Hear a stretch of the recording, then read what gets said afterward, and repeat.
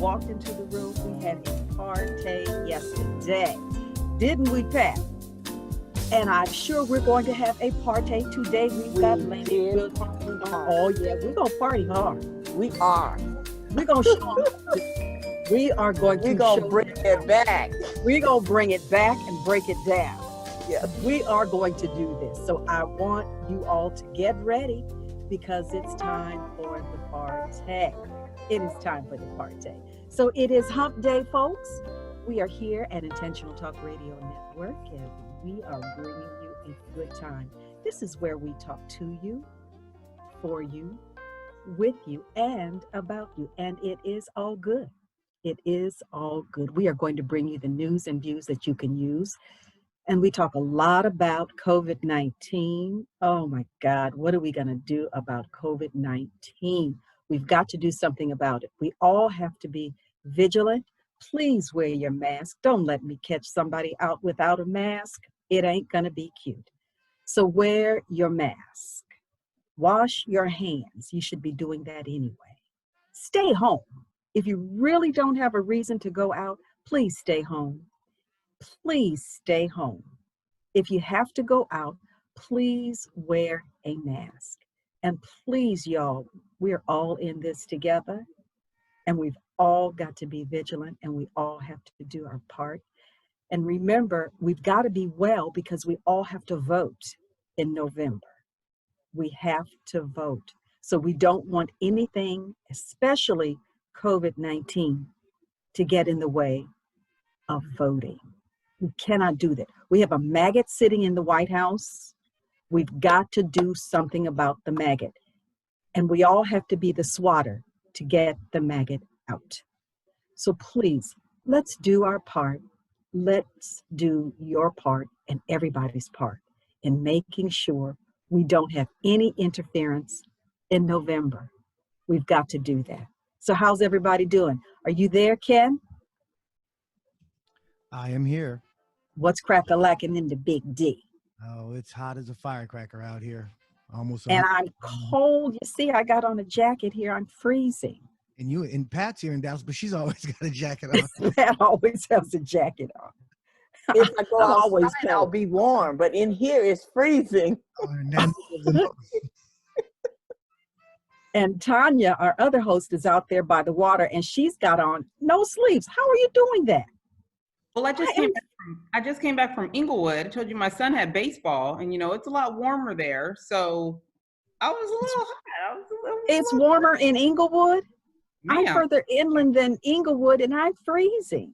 No, it's really nice, actually. It's people out there running the track and with their masks on, social distancing, okay? But yes, they're out doing their thing, and it's just feeling good. But I will tell you, it was cold. It was a little chilly here earlier today, so you would have thought I was in New York, where it is actually sprinkling at earlier today. You would have asked me what was wrong with me. So, we just got to adjust. That's what this time is about, right? Adjusting. Oh, yeah, we have to adjust. And if it requires that you pivot a little, I think you should all just pivot a little. Add a new dimension. There's nothing wrong with adding dimension. Add some dimension, y'all. Add some dimension. It won't do anything but help. It won't do a thing but help. So what's crack-a-lacking in the Big D? And I promised my girlfriend I would say something about the Fat Burger that's now in Richland Hills. Big Fat Burger. I don't eat them anymore, but Big Fat Burger is in Richland Hills. So Polly and Maisha, yay for Fat Burger in the Big D. Used to be. It's not like the big old greasy burgers that we used to get on La Cienega and down. Really? There's one in Vegas, and we've been there a few times. It's all commercialized, so it is nowhere near like it used to be. Well, you know what? Since I have not had a burger in about 6 or 7 years, I don't know. I just know that I thought Fat Burger was always good. I'm not giving up burgers. They shame you now when your food is too greasy. You get Oh, really? Shamed. Absolutely. Is that right? Your calories on your menus, and you got to cut out all the bad stuff in order to be able to keep a little bit to yourself. I just tell them I'll go home and eat a salad after this. Right. Really? So they shame you if you eat a greasy burger. No, the organizations, like, it's no longer acceptable really to be, drippy, greasy, calorie infused. It's just not a thing anymore. Really? So what happens when someone gets greasy barbecue? I don't think they've hit on us yet. Hit on barbecue. Well, barbecue is greasy, and you know it's dripping down your arms to your elbows and things. So what happens then? They still require you to start to put those calorie counts on your menu. So that's just kind of a thing. So I think most people try to make it at least semi-acceptable to get stuff from their restaurants. But it's been like that for a while, huh, Kenny? Yeah, it has, and they've been putting all the calorie things and how much gluten. Of course, everybody's allergic. Oh yeah. Okay. Well, all of that. Yeah, that's always on the either on the menu or it's something. But remember, that started because there was so much going on that people needed to know what the ingredients were and what was in the food they were eating. And I want to say it began either right after the Indian guy bought the fries from McDonald's and sued McDonald's because in the McDonald's fries, they use beef tallow. Oh, yeah. Mm-hmm. So remember that? Yeah. So the guy won $3 million. Yeah. And right after that, McDonald's had to put the ingredients on everything that they sold. And if they did not put it, they don't put it on the packaging, but they have it on the wall. They have it near the menu board. They have it someplace so that you can see it. But they were sued because they claimed they were frying potatoes. And McDonald's fries, for all of you out there that still eat McDonald's, gross me out with a pitchfork. McDonald's fries, that's not a potato. That is not a potato. No, it's not. So stop it. The blasphemy. Oh, so you still eat McDonald's? I don't eat fast food. Oh, well, that's good to know. But McDonald's fries, and there are a lot of people that think those are the best fries in the world. A lot of people love them. Nope. Wait, what are they? It's something like something that they make. A real French fry, like an order of real French fries, and they took an order of McDonald's French fries and put them like on a windowsill or something, and left them both there for 6 months. Obviously, the real potatoes, it rotted out in the whole bit. The McDonald's fries look the exact same as the day they were bought. Yeah. And my nephew worked at McDonald's, and he's the one that told us at first that McDonald's fries are not real potatoes. Then my daughter worked at McDonald's, and she told us that McDonald's fries are not real potatoes. So just know it ain't a real potato. Just know that it isn't real potatoes. And whatever it is, they add beef tallow. So if you don't eat beef and you don't want tallow, I suggest you not eat McDonald's fries. Well, I don't even know what tallow is. So it comes out of the bone. It's out of the bones. Oh, marrow. Yeah, it's bone marrow. Yeah. It's marrow out of the cow's bones. Yes. Yeah. Isn't that crazy? That is just crazy. Oh no. Well, you know what? Don't do fast food. I don't. But I try to let the kids be a kid, a little bit. Well, my granddaughter told me yesterday that, in fact, she was crying because she could not decide what she wanted to eat. So she cried and cried. And I said, what is wrong with Bailey? She's crying because she can't make up her mind and she's frustrated. And she was upset because if she eats meat, then her dad is not going to be proud of her. So she could not decide what she wanted to eat. She wants her dad to be proud of her so that when he's in Atlanta or wherever he is, then he'll know that she's continuing with the vegan diet that he wants her to have. So she cried and cried. And I said, Bailey, there's no need to cry because your dad's going to be proud of you either way, no matter what you do. But he wants me to be vegan. He wants me. So she was not happy. She was not happy at all. But folks, here we go. It is hump day. We've got a lot to talk about. Get ready because Intentional Talk Radio Network is preparing for the new town hall that will take place September 29th. So you want to get ready. You want to be a part of that. It is 26. about 26, I'm sorry, 26th, Saturday the 26th. And we will discuss voting, the voting issues, the election. We're going to talk about the measures on the ballot. We're going to talk about why you should vote, why you cannot give up your right to vote. It is your right and your responsibility. John Williams was beat so that you could have the right to vote. John Lewis.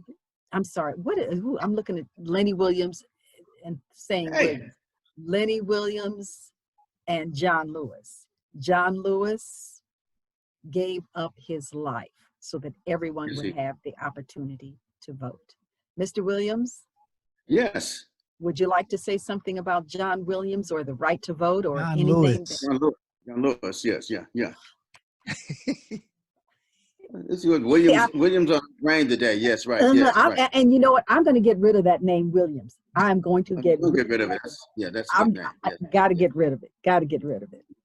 Yeah, John Lewis. Yeah, I'm 75 years old, so I was there. I remember all of that, and SNCC, CORE, Congress for Racial Equality, Student Nonviolent Coordinating Committee, NAACP, Roy Wilkins, and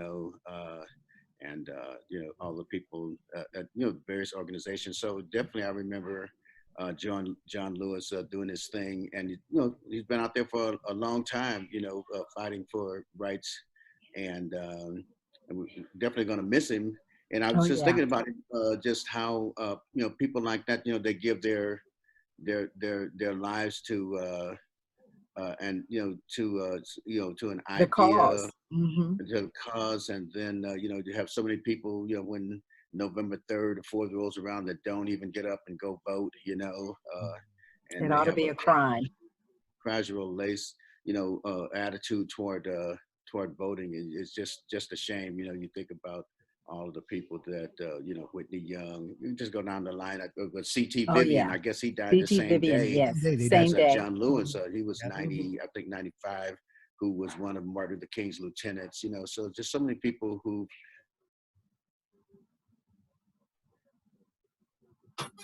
And Kentucky froze up. And Lenny, you're out of Oakland too, so you were right in the middle of all what was going on. Lenny looks like he froze up. He froze. Oh, crap. A couple of seconds, he should come back. At any rate. Oh, there he's back. There he goes. Okay. Yeah. The other tragedy is Medgar Evers' brother. I think his name is either, did we say Stanley or did they say Charles? Anyway, one of the Evers brothers, Medgar Evers brothers, he passed also, 95 years old. He passed. And I believe that was today. Ask for a whole lot more than 95. It's a good 95. Yeah, 95. And but Lenny, you look great for 75, bro. Well, you know what they say, black don't crack. He froze. Yeah, Lenny, if you can still hear us, try to go out and then come back in again. I think must be so many people using the video, Zoom and all of this. Everybody's freezing. Lenny, you probably can't hear us. Oh, yo, Lenny. Okay. Oh, it's out. Okay. He's out. Okay. He's out. Yeah, he'll probably be back. Yeah. Okay. Well, they're talking about numbers here, and we have not gotten numbers from Dallas. But Texas is in dire straits too. I don't have the numbers, but the numbers here in California are astounding. Earlier today, they said California overtook New York. Yes. They've been saying, California is a hot spot. This is really a hot spot. In fact, I want to say there was something like 12,000 positive cases in a day. I believe it was 12,000 today. Yeah, just incredible. Just absolutely incredible. How could you possibly think that this is not real. Yeah, see, this For is those, not the new numbers. This is 11,920 in California. And it's still not showing that. And I don't know which is right, this or what they said earlier when they said California overtook New York. New York. You have to take it kind of with a grain of salt, depending upon where. Well, it's been back and forth. It's We been had 10,000. California, it's been Texas, Florida, Arizona. So in the last, I want to say 7 days, California, Florida, Arizona, Texas, it's been a jog back and forth. It's But you just know what's been a jog. interesting? Everybody early on said, when we get to the summer and the heat, it's going to knock it out. And if you look at where all the hot spots are, no pun intended, it's all in the hotter states. Southern California, Yeah. Arizona, Yes. Texas, Yeah. Florida, where it's all hot. That's Yeah. where it's hitting the hardest. Yeah. And I'm sure the maggot is wondering, I told them that once it got hot, it would disappear. Right. Well, he told Yeah. Chris Wallace that he's right, because eventually it's going to go away. He said eventually he would be right. Yeah, eventually I'll be right. Yeah, He sure will. Eventually, he sure will. Once he goes home, he'll be right. Is right twice a day. Yeah. Once he goes home, he'll be right. You ain't got to go home, but you're going to get up out of here. Okay? See you, bye. Bye. Okay? But they're without imposing a stay-at-home order, they're telling people, please stay home. Please stay home. My millennial is staying home.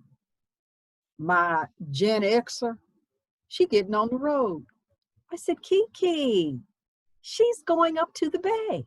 For what? Well, we've planned this. We've been planning this for a month. Kiki, but did you know about COVID a month ago? Kiki, what are you doing? Why are you driving up there? Well, it's gonna be Kiki. Don't make me yell and scream and cry. Oh yeah, and your boy Kanye is running for president. No. Yeah. No. We're not talking about that anymore. That is I'm sorry. And Harriet Tubman didn't free the slaves. Oh yeah. All she did. He his said wife came out with a statement, right? What'd you say? Yeah, she did. His wife. His wife came out and said, my husband is suffering from bipolar disorder and he's very brilliant. He's amazing, but this is tough on families of people that suffer from mental disorder. So, she gave a pretty lengthy statement. I don't know if you read it today, but it's what we all know, right? But it's what the others don't care about when they're exploiting him and all his ridiculousness. Where does she get brilliant from? Well, he is brilliant. I think he's a brilliant artist. He's just chemically. He's a brilliant artist. He is. He's an artist. He is. He is. Are we talking about the same person? Have you heard his music? What? The dude He's is got amazing. music. You know what? You stop it. Hey, we have when we can acknowledge their strengths and their weaknesses, then maybe we can help them fix their weaknesses and they can be better people. He's got music. Are you serious? You're joking, right? Who, me? Yeah. No, I'm serious. No, you're not. He's probably never heard any of his music. Thank you. So you know this lady named Shalina Johnson, maybe? No. Who is she? Okay, never mind. Never mind. Don't worry about that. You know a guy named Jay-Z? No? I don't know what he does either. Never mind. Except that he's married to, is he the one that's married to Beyonce? Yolanda, we're going to have to hang out, okay? This cannot be the extent of our conversation. Look, that stuff is for my kids, not for me. Do you have Lenny's phone number? I do. I don't know what happened. Yeah, but I think it's important though that particularly our culture, we acknowledge mental health. It's a thing. Mm-hmm. My brother was diagnosed and sometimes he's amazing for a long time. But when it goes left, it's like bipolar. Yeah, there's a lot of that going around. You'd be like, Because what happens is there's depression, and when depression isn't treated, it turns bipolar. Mm. Mm-hmm. So, And you know, and that's basically saying that it got left untreated for a long time, and it just continues to get worse.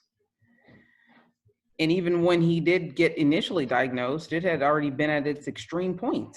wow. They had to hospitalize him. Yeah, and He we're was, not good at acknowledging that in our community. People or are, getting. you need to go to church. You need Jesus. So I'll tell you a story real quick. My brother got diagnosed when he was young, like really young. And as we got older, I would talk to him about going to, things would start bothering him. His money wasn't right. And I was like, well, you can go kind of cash in on the fact that you're not all the way right. You're basically disabled. So all you need to do is go and they'll follow up on the diagnosis, and they'll give you all your papers, and you can, do something different. Like get your mind right, get on your medication, get your check, relax a little bit. This fool said, them lines be too long. I was like, touche, they are. But now you still need some help. So we'll find reasons and excuses to not go get help, to not go get fixed, to not go get therapy, as opposed to reasons to just keep wilding out and doing your own thing. Like, I don't need that. And I can self-heal. No, you're far gone. Like, this ain't no self-healing type of situation. It's just not. It's too much. Some people, it's just too much work. Just to work. But we can't enable it by continuing to support bad behavior, whether it's in our families or in entertainment. Technically, something's wrong with R. Kelly. I canceled him 20 years ago. But technically, people continue to support him. Yeah. So he continued to spiral and get worse. It's interesting because a lot of times in our community, no matter what, we support those people, those entertainers. Yeah. But people were quick to turn on Bill Cosby. Well, I don't know, quick. That had been out there for a while. It took. But when it came out, and people, it was like people just did not come to his defense like they'd come to other people's defense. I agree. Because they believed other people, and they forgot that Bill Cosby walked away from Hollywood and decided that he wanted to buy NBC. And when he was not allowed to buy NBC, he went on a campaign, on a crusade to tell people to pull their pants up. So there were a whole lot of folks, especially white folks, that said, you are not going to do this. So I believe wholeheartedly that, yes, Bill Cosby had some indiscretions, but Bill Cosby was allowed to have those indiscretions at the Playboy Mansion, and Hugh Hefner never paid the price that Bill Cosby is paying. So there are a whole lot of folks. And at the Playboy Mansion. It was the Playboy Mansion, and what do you expect? I mean, and I'm saying nobody deserved to be, accosted if, should be consensual, but it's the Playboy Mansion. Right. It's the Playboy Mansion. Like if you're here, anything. Ex-basketball player with the yellow hair and stuff. Dennis Rodman. This was several years ago, maybe, I don't know, 10, 15 years ago. He was living down in Orange County, and he had a big party. And the next day, the girl went to the police and say, I was groped at this party. So the police went to Rodman's house. Yeah. There was a woman said she got groped here. And he said, well, if she was at my party, she got groped. She got groped. That's what we do at my parties. We grope women. Yeah. And the police had no bit around and walked away and said, well, I guess. What can we do now? Yeah. Yeah. Well, at the Playboy Mansion. Bill Cosby was at the Playboy Mansion, and all of these women and girls were there. And the expectation is that if you're at the Playboy Mansion and you're involved in that stuff, then that means you're okay with it. Did you talk to Lenny? Yes, he's on his way back. Okay. He's on his way back. But something has to be done. And it's amazing that here, this Orange County guy has been released from prison. Released from Patton. Patton is the prison for the mentally disturbed. And they have released him, but they won't release Bill Cosby. Mm-hmm. Okay, we got Lenny. That's crazy. We got Lenny back. Okay, I'm back. Okay, great. All right. Glad to have you. Great, glad to have you back. So we might as well get started since Yeah, Lenny is back. First of all, I don't know if you heard me. I said you look great for 75, bro. You know, you look fantastic. Man, I've listened to you. Uh-oh, are you frozen again? Frozen again. Lenny, he froze again. He must live in a mountainous area. He froze again. Oh, there he is. There he is. There he is. We're going to get this party started because you keep freezing. Yeah, I am. Well, I'm not. I need a blanket or something. Yeah, I know. You guys need to be here. It's smoking out here.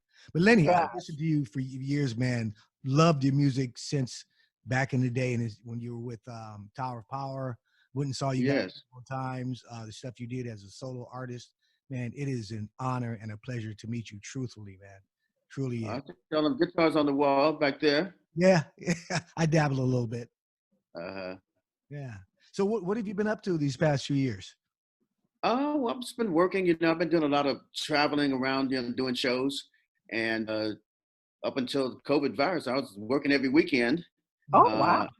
Yeah, just working every weekend, out doing shows. Been doing a lot of blues shows and things of that nature, and you know, just opening up for Frankie Beverly or you know whomever. Yeah, and doing that and having a real good time with that.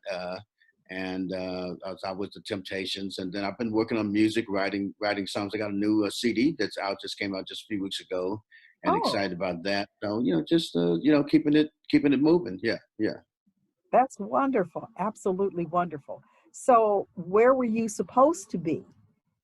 Let me see, where would I be today? Let's see if I can find my calendar and see where I would be today if I wasn't doing this COVID virus thing right now. Let's see. I forgot where I go to look. It's been so long. But Lenny, oops, I'm sorry. Lenny, go ahead, Tanya. You're looking, I'd love to ask you though, how this COVID situation is kind of making you feel. You look invincible, you know, but it is a situation where the older population is more at risk. So I would just love to hear from you. You look pretty healthy. Probably I'm 75 years old. You know, I get out and I walk every day. And Black don't forget Black don't crack. Push-ups every day, and try to eat right, and I just, you know, pray to the good Lord that He just keeps me. You know. Are you taking any supplements or anything like that? Well, you know, I take some vitamins. You know, I don't really believe in them, but I do take them. You know, you know, just trying to, you know, I'm from like Arkansas, you know, that good old pot liquor, you know. Y'all don't know what pot liquor is? Pot liquor, yes, we do. Okay, yeah, you know, drink the juice off those greens and cabbage and all that stuff like that. And, you know, try to make that work for me. But I do have, you know, a couple of vitamins. My daughter and my wife be trying to push them on me and stuff. And then I just started about a month ago, maybe a month and a half ago, I started doing that CBD oil that Snoop has. I do Snoop's CBD oil. I told his mother, I was talking to his mother, I said, you tell that little scientist of yours that stuff working pretty good, you know. So it is working. Yes, it does work. Yeah. That's right. Yeah, so, it does work. So I've been doing that, you know, and just trying to you know, just trying to walk every day, touch my toes, you know, do all that good stuff, and so far so good. Very good. Well, you know, the other thing that we all, especially those of us who are on this call, we all have to understand that Black don't crack. So we have to make sure that we stay on top of being healthy and looking well. We've got to do that. And we're all, well, let me see. Don't let me say that we are all, because I think Tanya is a Gen Xer. We forgive you, Tanya. We forgive you, Tanya. Tanya's a Gen Xer. A Gen Xer is, you're not a Gen Xer? What is that? Tanya's a Gen Xer. She's in her 40s. That's a Gen Xer? That's a Oh, Gen that's Xer. Oh, That doesn't, Lord, that doesn't mercy. really sound like a compliment, though. Can we find something else to call it? Well, let's see. They've What been else do you want? affiliated with some pretty awful behavior, like letting people like Trump get in office. So Yeah. find something else to be called. Yeah. Well, remember the millennials, they were the Bernie or bust people. So the And they millennials, are the still Gen out there Xers, too. They are still out there. They're not as yeah, vocal, but talking to my son, he said he's got friends that are still in that ilk. and that's gross. That's gross. So, But Lenny, Lenny, are you you still in look, touch with the guys from Tower Power? he froze again.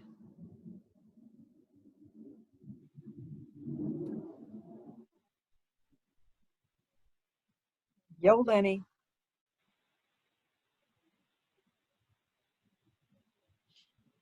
Oh gosh. Oh Lord. He must be in a mountain type area. Oh, there you are.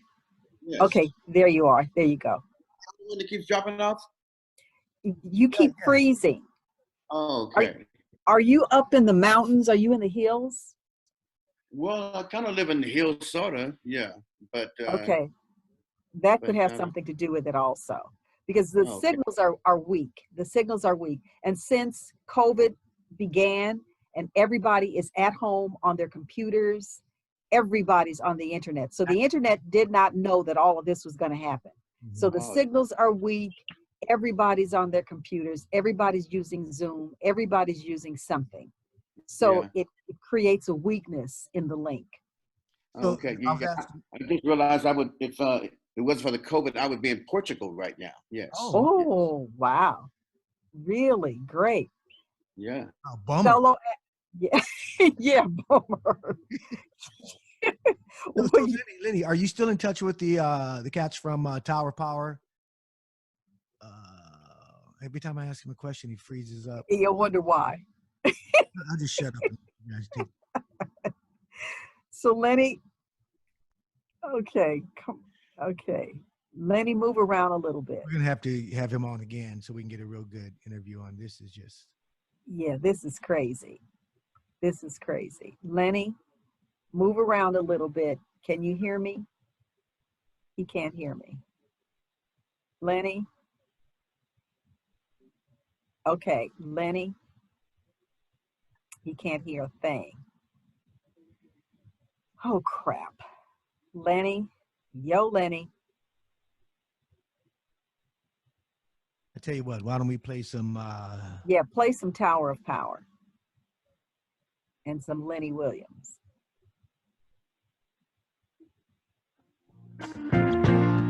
Ain't nothing I can say, nothing I can do. I feel so bad, yeah. I feel so blue.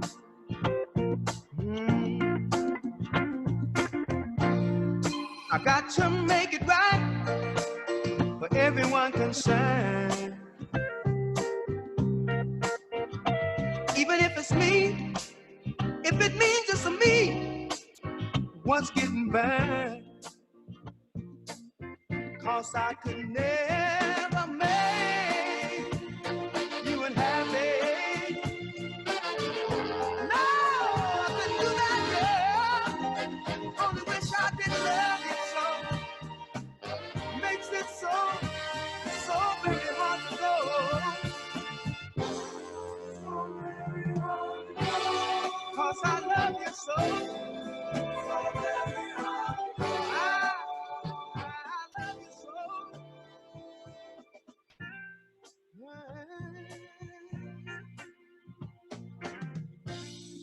I knew the time would come.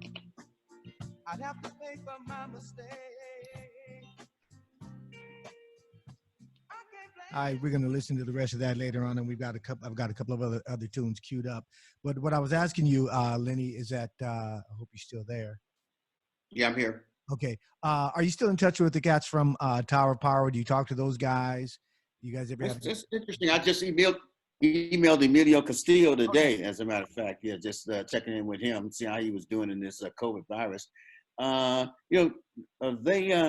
only about 3 guys in the band right now that were there when I was there. Yeah, I think Mimi, Doctor, and David Garibaldi.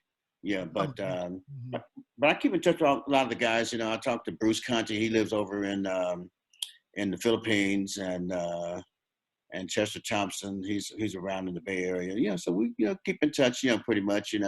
But don't get a chance to see each other a lot because everybody's busy. But usually phone call, email, something like that. Yeah.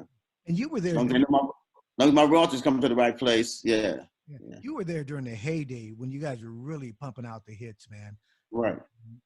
What was that like, just being a part of that whole scene? Yeah, it was in the 70s, 73, 74, 75. Yeah. Mm-hmm. Yeah, the whole funk scene you guys had, I mean, that your sound was just incredible, man. The horn, 13 pieces, was it? Something like that, 13 pieces. You have a nice rhythm section, 5 horns, percussion, Yeah. Yeah.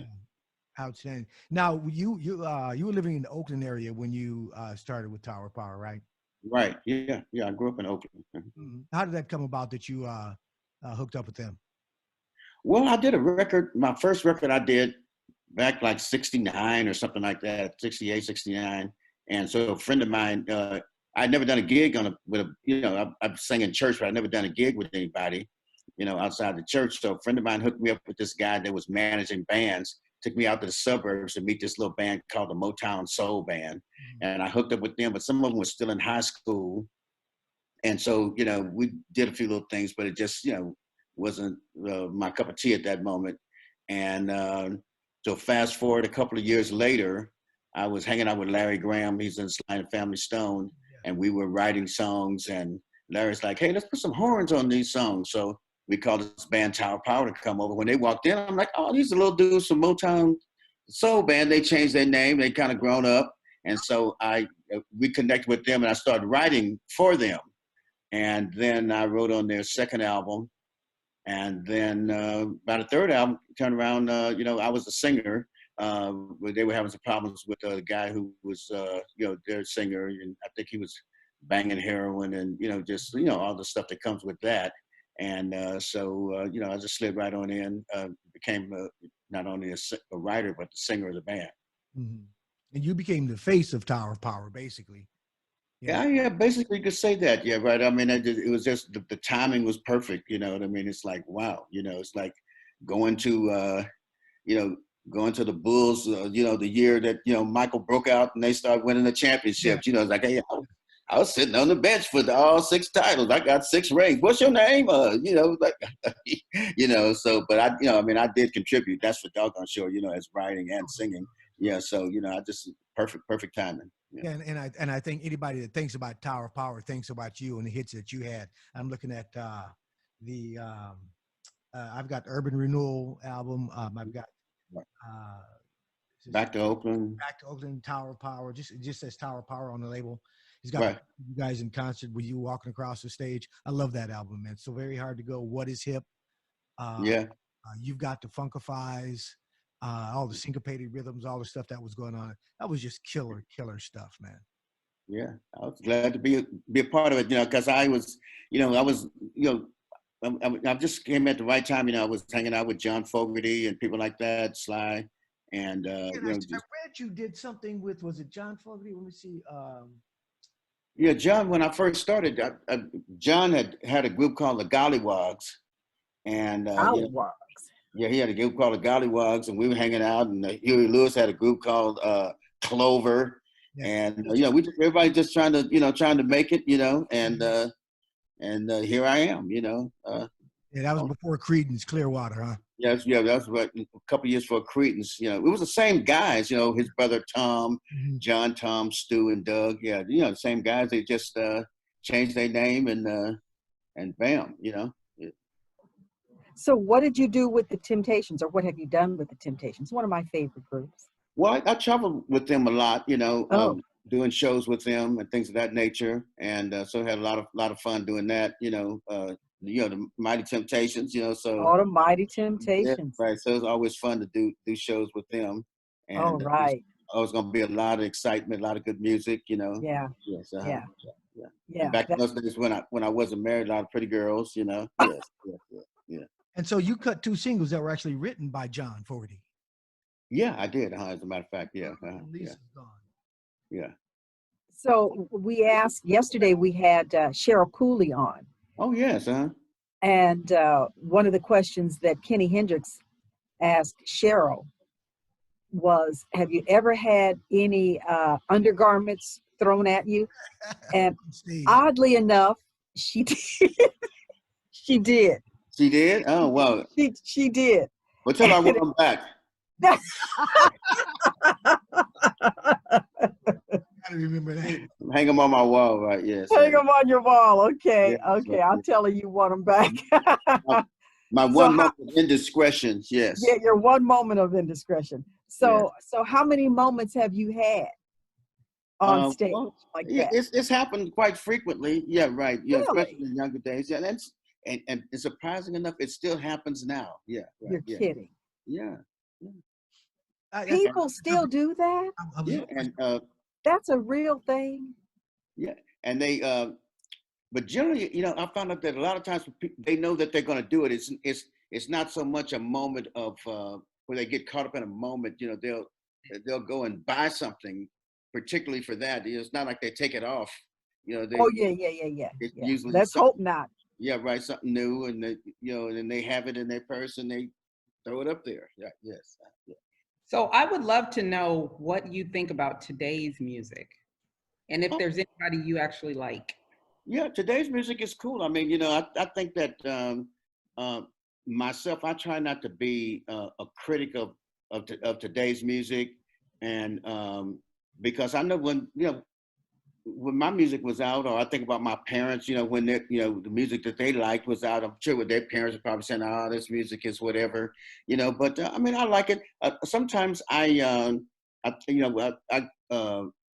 get involved with young rappers, and we talk about the subject of lyrics and lyrical content.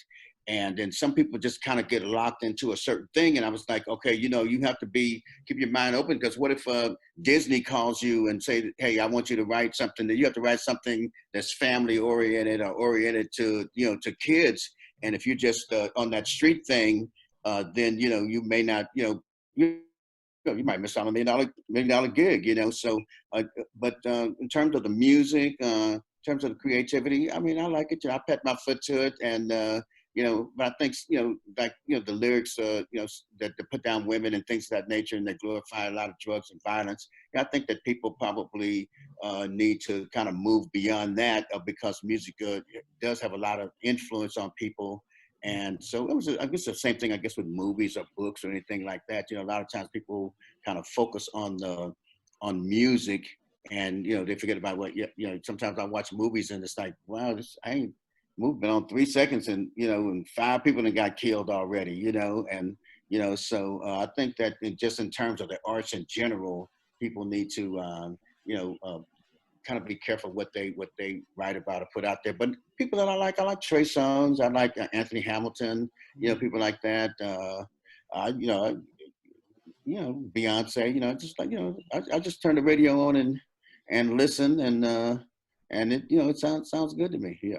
Several of them sampled your music. I'm reading here.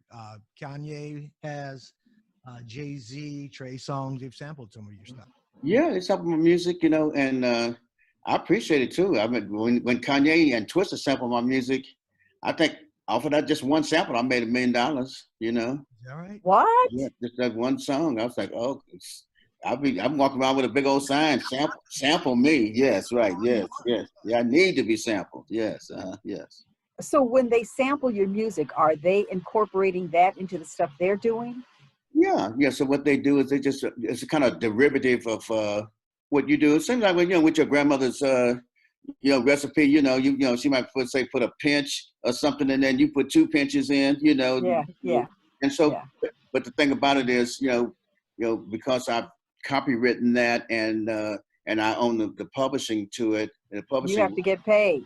Yeah, yeah, right. Most definitely, right. You sound like a manager over there, right? Yeah, Oh, I'm a manager, all right. yeah, yeah. So yeah, but that's the beauty of of taking care of the business side of the music business. A lot of times people just say music, and they don't concentrate on the business aspect, and then unfortunately you lose out at some point in time. Well, that's what we talk about because there are a lot of kids who are in the business but don't understand the business. Hmm. And it's just here today and gone tonight. And forgive me for saying, I'm an old school girl. Yes. I love yesterday's music. I love yesterday's music. Today's music, I'm very picky. Mhm. I have no clue as to what Jay-Z has ever done. I wouldn't know it if you put it right here on the table. Tanya's laughing. I don't know. I I have thought you were no joking. idea. No, I'm not joking. No, I have no idea. Like Tanya, Kanye you must. music? What? And it's amazing that I think it's amazing that we actually refer to, they're referred to as an artist. And when I was in the classroom and young girls would say to me, I'm a woman, and I would say, well, wait a minute, how old are you, 16? Well, I'm 56. Am I a woman or are you a woman? We can't be the same thing because I'm 56 and you're 16. So Right. there's some time in between there. So the same thing for music.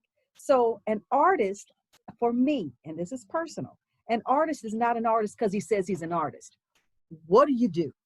What qualifies you as an artist? Because you can scratch or because you can do some jiggies on the dial, or are you an artist because you know how to write music, you know how to play a tune, you know musical notes, you can play an instrument, you can sing. If somebody comes in and tells you to do something a certain way, you can do that.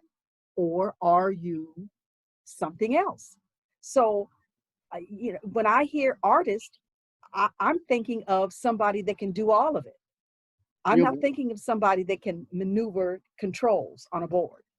Well, I guess it all depends on the consumer, yeah, in a way. I mean, so if I mean, somebody could go to Berkeley School of Music or Juilliard and put out music all day long, and nobody buys it. Yeah, They're an unknown, and then somebody, and they're still an artist. yeah, but they're still an artist, right? Yeah, right. And Mhm. then you take some kid who's never ever picked up an instrument or do something, and Yes, do the ham yes. bone and rhythmically and come up with a melody, and it could sell 1 trillion copies. So I think artistry is what is how it appeals to people. I mean, it's the same thing with sports. You say, you think of the traditional sports, baseball, basketball, football, things like that, track and field. But then, people go out and they get or skiing, and people go out and get a snowboard and say, okay, that's a new sport, or they'll go, get on these little skateboards, and now that's a sport. Just people just come up with different things and call it sporting, uh, or like golf. Is golf a sport or is boxing a sport? I mean, does it? A guy can have a potbelly and be a champion golfer, but you can't have a potbelly and be a champion boxer. Right. And so. But I think it's just whatever you put yourself into and you dedicate yourself to it.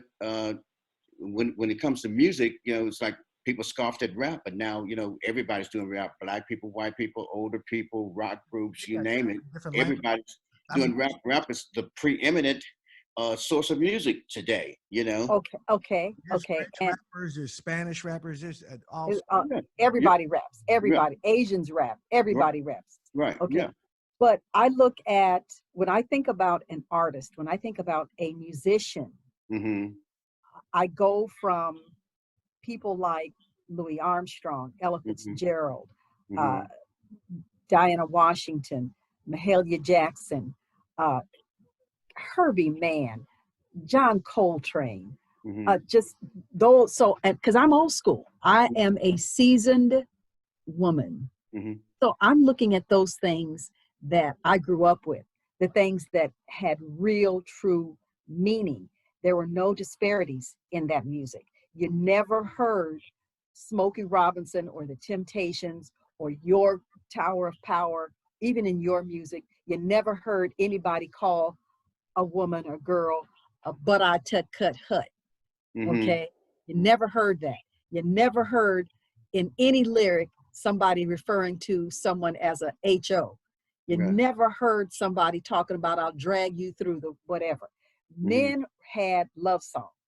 But you know what though? If you go, when you get off, go to Google and Google blues songs, early blues songs in the 20s that had provocative lyrics, and you will be shocked that it'll put some of these rap songs to shame. Really? Oh, yes. And I used to always wonder, my oh, don't listen to that blues. As soon as you down in Arkansas, my grandparents. That's honky tonk blues. Oh, don't listen to that blues. I used to always just wondered. I'm like, I'm going to Kansas City, here I come. I was a crazy little woman there. I'm going to get me one. What's wrong with that? It's nothing terrible about that. Yeah, right. But I'm telling you, when I Googled, just Google blues songs in the in the 20s and the 30s that had sexually provocative lyrics, and I tell you, you will be amazed that it'll make you want to go take a shower and oh, you're kidding. And worse than today, and pray a little bit. Yes, right. Worse than today. Here it is. Something. Well, I mean, it's on par with today. Yes, right. Yeah. Here's really? Something. 50 filthiest blues songs ever. I'm gonna have to look through this. But yes, I've seen that list too. But I mean, if you go back and you just distinctly say the 20s or the 30s, because you want to see what was going on way back then. Because my grandfather lived to be 104, and my grandmama and them was like, "Oh, don't sing that blues. Whatever you do, don't sing that blues." And I was just always wondering, what was it? I mean, I listened to B.B. King or Albert King or people like that, and Howlin' Wolf. They weren't saying anything that was, overly, provocative. And then I went back and I started, oh my goodness, yeah, it's really? My mom used to. She had an old girlfriend that they would go and drink hooch. Was the liquor that you make in the bathtub? Moonshine. Moonshine. Listen to that, and I would be in the other room listening, and I was like, "Ooh, old people nasty." They just yeah, old people like to have fun too, right? Yeah, and they didn't beat around the bush. They was how you think we got here? Yeah. Okay, but wait a minute. My question, Tanya, you said old people. Who's old?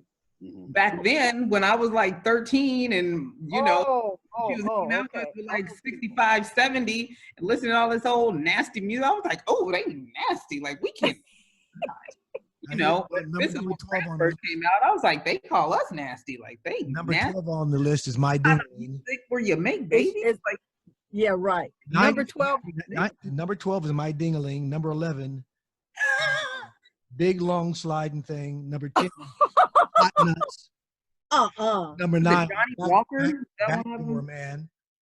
It's what? Backdoor Man. Backdoor Man. Yeah. Yes. Number 6 is Pay Before You Pump. Number 4 is Bone Me Like You Own Me. And why are you not giving the names, Kenny? Who's the They want to be anonymous, right? Yeah, right. Yeah. Exactly. Have pseudonyms, right? Yes, right. Yes. Who's what? Tube Snake Boogie. But those songs never made it to the airways. Yeah. Well, they make records, I mean, and some of those songs, they do sell. Yeah, right. Yeah. But Lenny, you've also me like you own me. Those are songs. Yeah, Lenny, you've also done some acting, I'm reading. Yes, yeah, I've actually done some plays with Billy D. Williams, Tachina Arnold, all kinds of different, Vivica Fox, yeah, right, yeah. So I started out doing stage plays. They mostly had me there for, to put butts in the seat, so to speak. Oh, Lenny's on the show, he's gonna sing "'Cause I Love You" or whatever, and then they give me a few lines.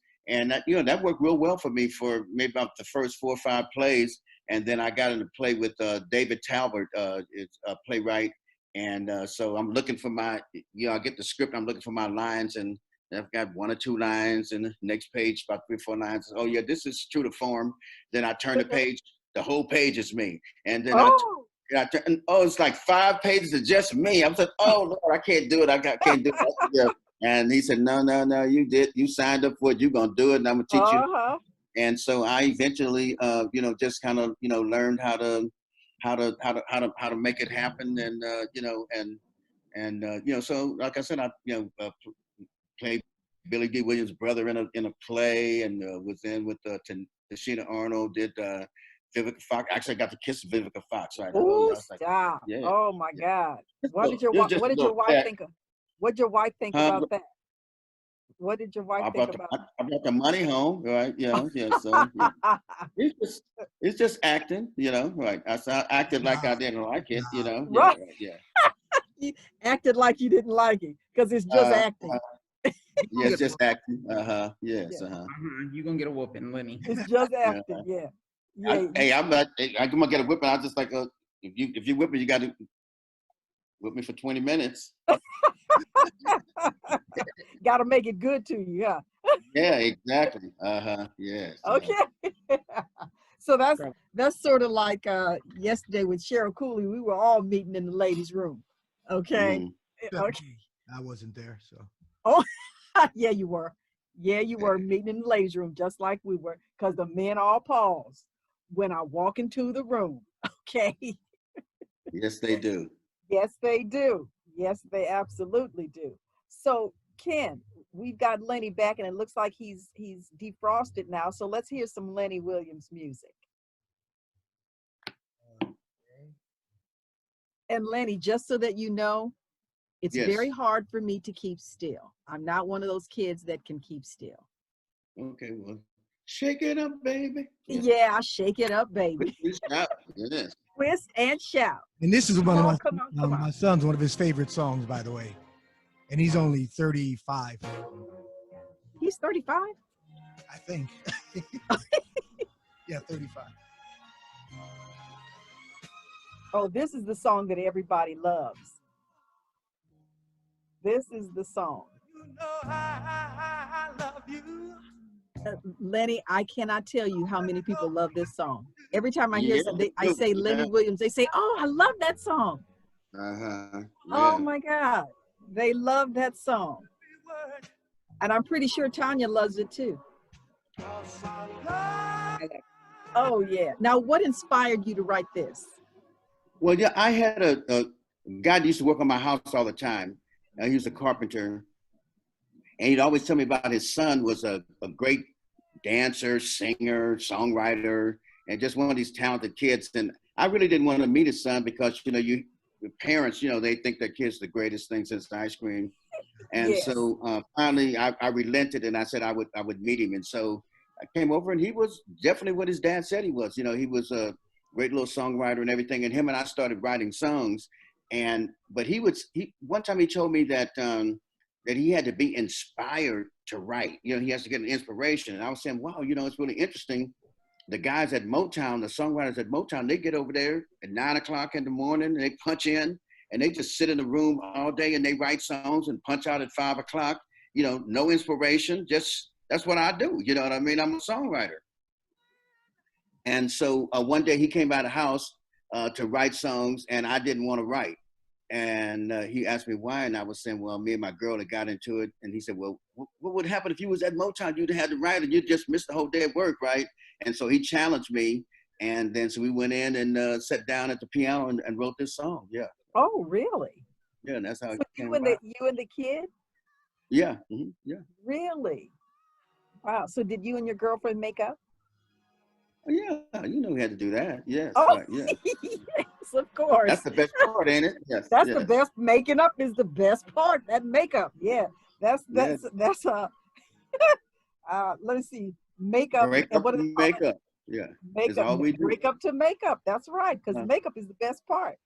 Yes, it is. Yeah. Okay. That makeup stuff. That's the best thing to do.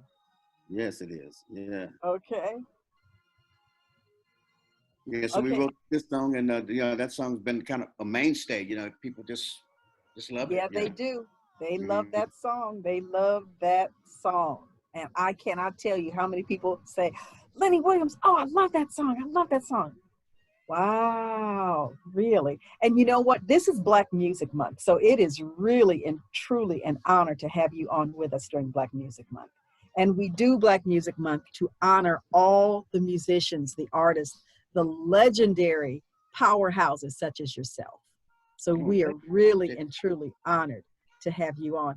And you know, I don't know what Kenny Hendrix is doing, but he's hogging it all to himself. You talking to Kenny me? got Play all it the good louder. times. Yeah. Yeah. Turn it up so we can all hear it. You know, one time things got so bad until I had to go to one of my friends and talk to him. And I told him, I said, you know, I'm having problems with the woman that I love. It seems that I call her on the phone and I just can't get her to answer. And then I went to her house and I saw a car parked in the driveway. I knocked on the door, but still my knocks went unanswered. And then I went home and I watched television until television went off. That's And then back I when played my television used to records go until I off. just Yeah, I was going to say the same Yeah, thing. Yeah. Finally, yeah. I went to bed, but I found myself waking up a few hours later. And the tears were running down my face. And my friend told me, he said, Lenny, you just ought to forget about her. But I told my friend, I said, you know, maybe you've never been in love like I've been in love. And maybe you've never felt the things that I felt. But this is what I told my friend. I said, you know, sometimes you get lonely. You get lonely. You get lonely. Uh-oh. Uh-oh. And I cry. I cry. Oh.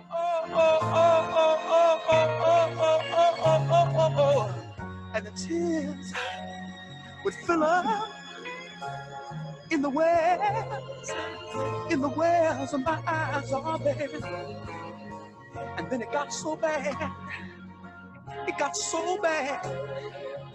Till one time I thought I'd roll myself up in a big old ball and die.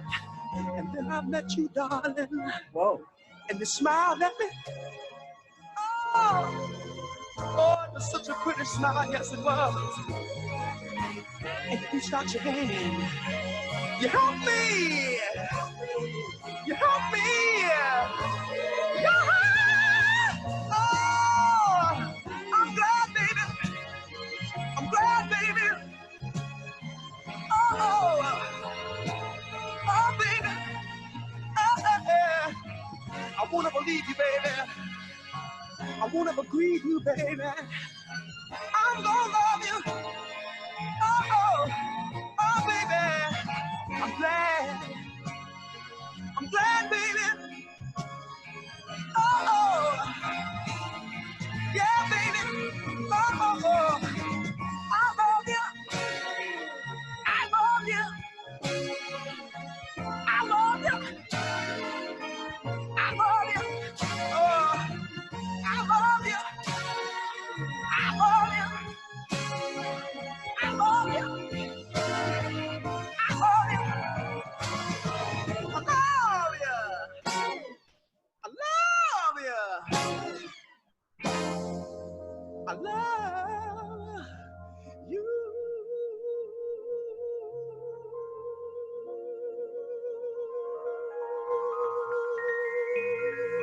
Wow.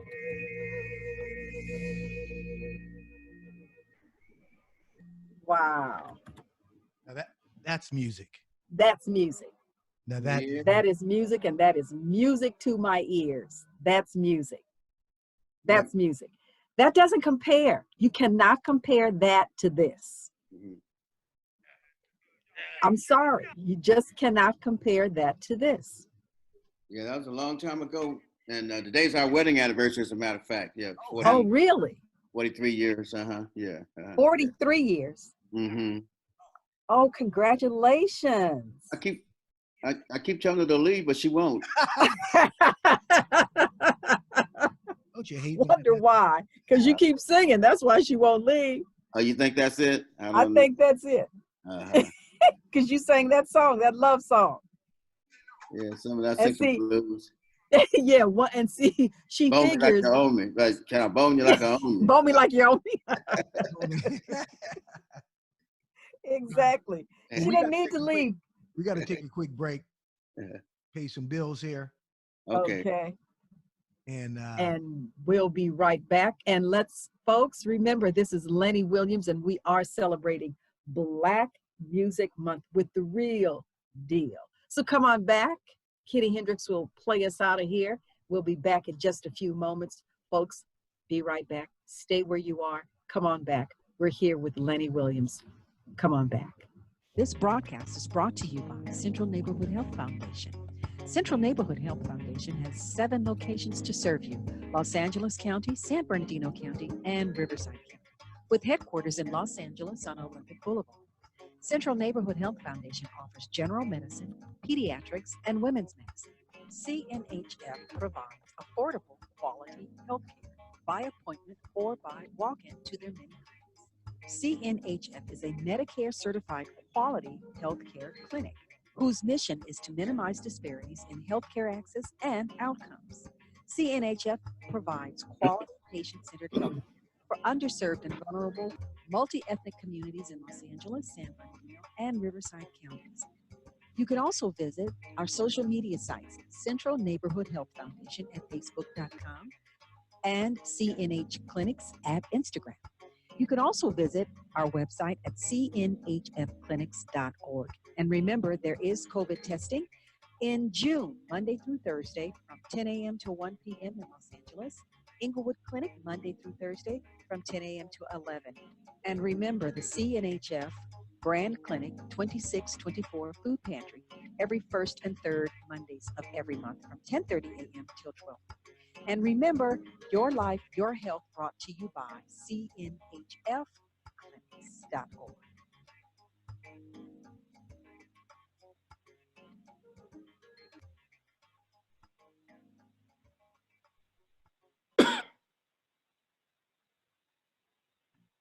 Nothing I can do. I feel so bad. Yeah. I feel so blue.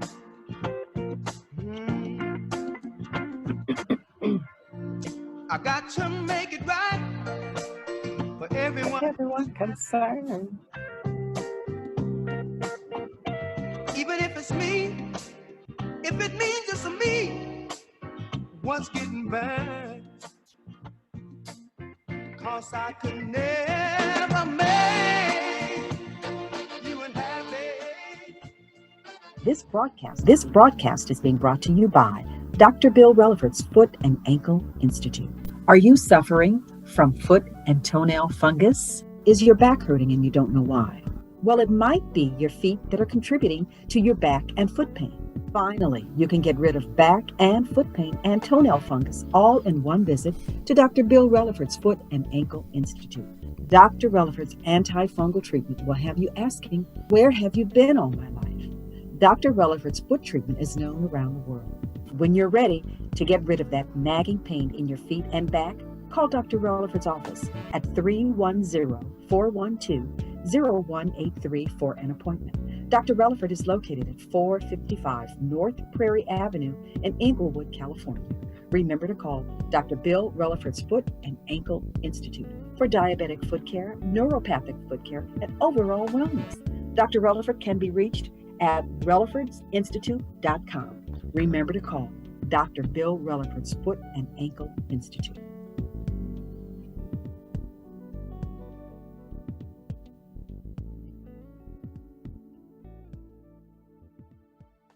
This broadcast is brought to you by Central Neighborhood Health Foundation. Central Neighborhood Health Foundation has 7 locations to serve you: Los Angeles County, San Bernardino County, and Riverside County, with headquarters in Los Angeles on Olympic Boulevard. Central Neighborhood Health Foundation offers general medicine, pediatrics, and women's medicine. CNHF provides affordable, quality health care by appointment or by walk-in to their many clinics. CNHF is a Medicare certified quality healthcare clinic whose mission is to minimize disparities in healthcare access and outcomes. CNHF provides quality patient-centered healthcare for underserved and vulnerable multi-ethnic communities in Los Angeles, San Bernardino, and Riverside counties. You can also visit our social media sites, Central Neighborhood Health Foundation at facebook.com and CNH Clinics at Instagram. You can also visit our website at cnhfclinics.org. And remember the CNHF Grand Clinic 2624 Food Pantry every first and third Mondays of every month from 10:30 a.m. till 12:30. And remember, your life, your health, brought to you by cnhfclinics.org.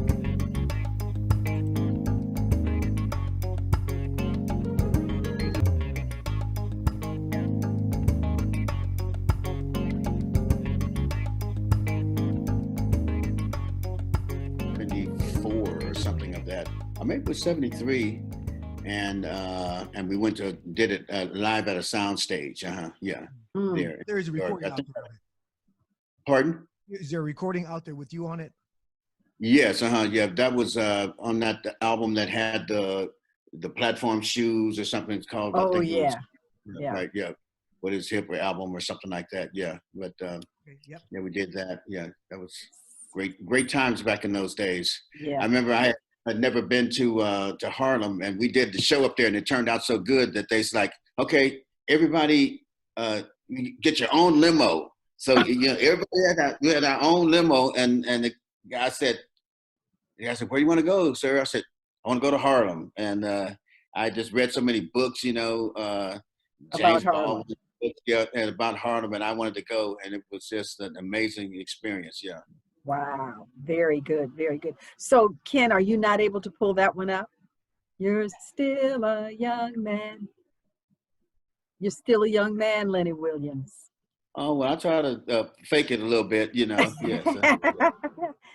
I don't know if that's faking it or not. Yes.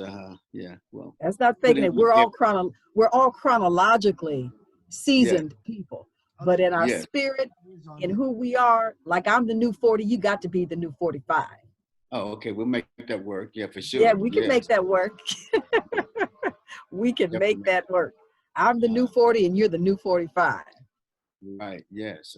Yeah, absolutely. Hey, Ken, are you looking for stuff on like on YouTube or Google YouTube, or what? YouTube. That's where you're looking for stuff? Because I see it's on the album also with the they got a piece of chicken with a Oh yeah, no, that's not me singing right. that. Yeah. Yeah, that's the I can't think of the name of the album, but yeah, that's not me. Yeah.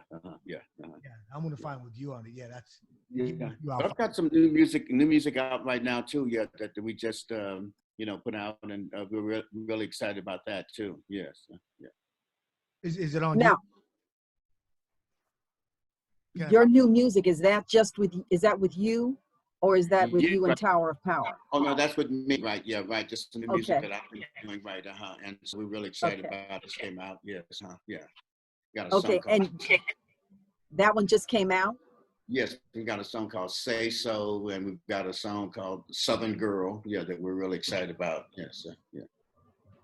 So Ken, are you looking for "Say So" and "Southern Girl"? Okay, we're gonna bring those up, and we're gonna keep the party going. So, Lenny, what inspires you now? Well, just waking up. Okay, that's enough. That's enough right there. Yeah, right. Yeah, and I help my family, my wife and my kids, grandkids. So that inspires me. That's inspiration. Yeah. Yeah. Okay. Just the struggle, the struggle inspires me. Yeah. Okay. Yeah. Right. So do you have anyone that writes along with you, or do you solo write, or how is that done? A little bit of everything, but right now I've been working a lot with a guy by the name of Levi Caesar. He was the guitar player for Prince in the New Power Generation band, and so his family is real good friends of mine. And then he's a lot younger, so then I eventually met him, and we've been doing a lot of writing together lately. And and I write with another guy, DOA, who is a producer, and he just produced the latest album on Kim, and He Mhm. produced Keith Sweat's latest album. So I've been doing writing with both of those people, and so that's been a real productive lately. Yes. Oh, that's good. That's good. This is Say So. This is Say So. Okay. I hid my heart away, hoping you would find it one day. Prefer to keep the hold rather than just let it go. I hid my love away, hoping you would find it some way. It may be hard to tell because I hide my pain so well. Do you want to move on? Or do we just stop here? Hold on, I can take it from here. I let you get away. I never should have left it that way. If you give me this chance, I promise there'll be better days. Don't go. That smile you're trying to hide, you know it always lets me know my heart has a home. Yeah. I felt real hard in love. There's never been another one. So I ain't stopping till we sing the sign. I hid my heart away, hoping you would find it one day. Prefer to keep the hold rather than just let it go. I hid my love away, hoping you would find it some way. It may be hard to tell because I hide my pain so well. Darling, please say so. Oh, baby. Oh, baby. Baby, baby, baby, say so. Oh, baby, say so. Baby, say so. Baby, baby, baby, say so. I hid my heart away, hoping you would find it one day. Prefer to keep the hold rather than just let it go. I hid my love away, hoping you'd find it some way. It may be hard to tell because I had my pain so bad. Tonight, baby, we could take it slow. Do you wanna catch a ride? Please, please don't tell me no. You've been on my mind and I can't seem to let you go. Baby, baby, baby, say so.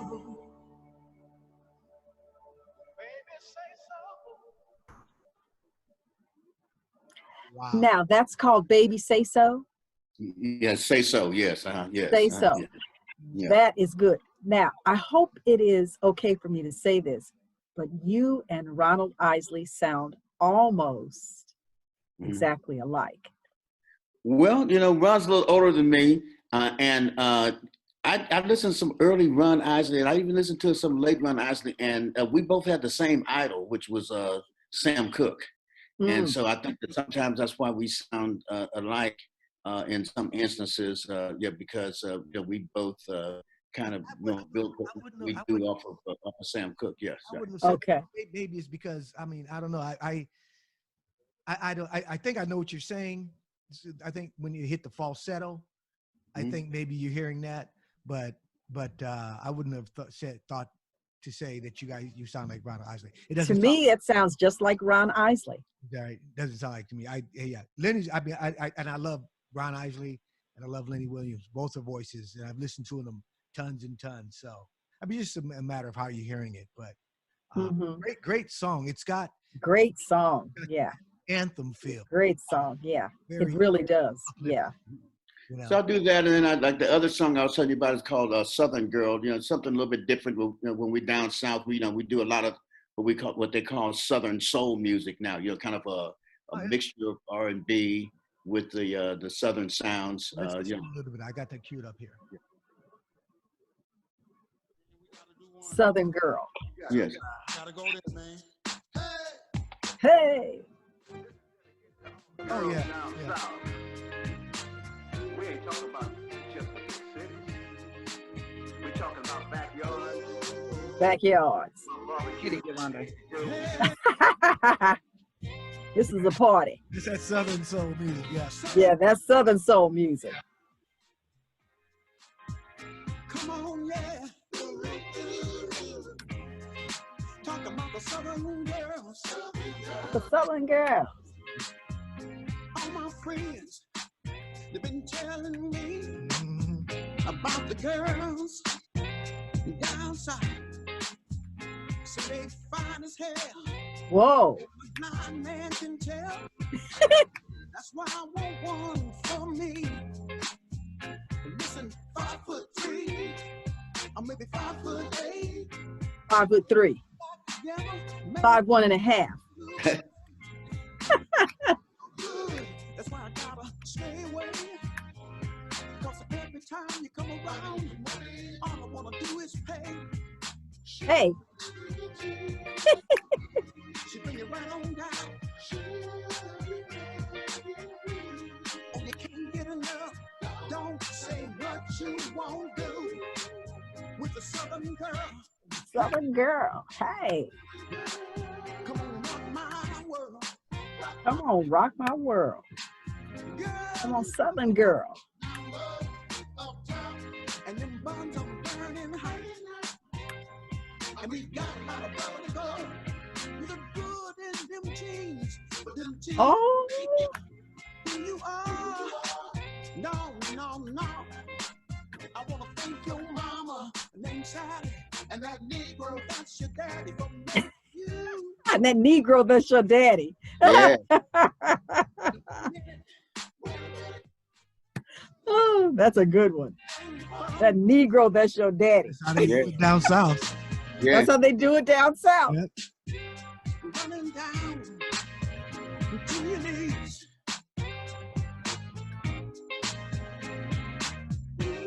Girl, I'm in the mood. In the mood. I'm ready to do what I gotta do. Whatever you like is what I want. So what I want. Southern girl, Southern girl. show me what you got. Show me what you got. Southern girl, Southern girl.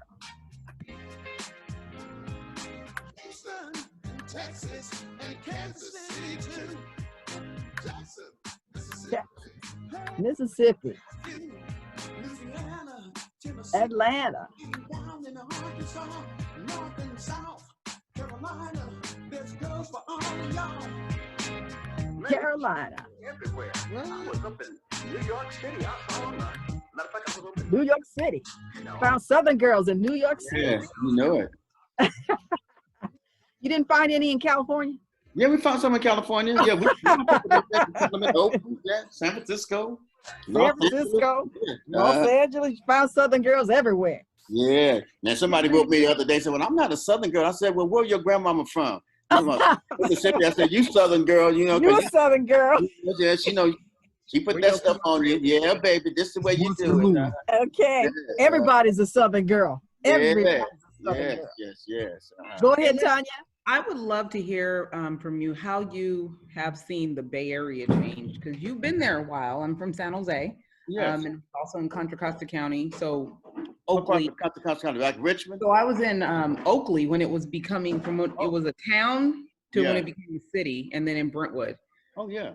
But the change has been incredible. Like the 680 and the 880 give me claustrophobia now. So it's just different. But I'd love to hear, do you still like it, or do you want to leave there? Like, tell me how you feel. I love the Bay Area. I grew up in Oakland. I was born in 1945, so I came to Oakland in probably 1947 or 46. I was like about a year and a half, so I grew up in Oakland, kindergarten, all the way through high school. 1 year I did maybe like the third grade or something like that. I went to school in Berkeley. And so I've watched Oakland change, I've watched the gentrification. I've watched, I watched when I grew up, we didn't have no bars on our window. Right. Everybody's mom and daddy worked. Yeah, that's true. true. You didn't have a key to the house, so everybody's door was unlocked. Right. And everybody knew everybody's door was unlocked with no burglaries, none of that stuff, Right. Never knew anybody that got shot or killed or anything like that. Then to watch it change. Everybody had a daddy. Even if it wasn't your biological daddy, he had a deep voice, and he'd pop you upside your head if you did something still wrong, your daddy. That's whatever, right. And and then just watch the destruction and everything, and then then watch when I grew up.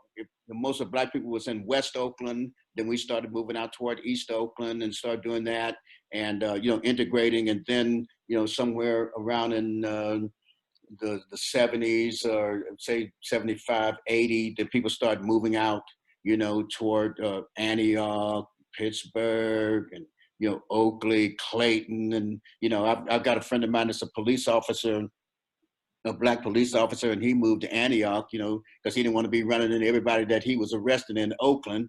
And you just said, now Antioch and Pittsburgh, I mean, they have so much. I mean, it's just like living in the hood. The crime is just crazy.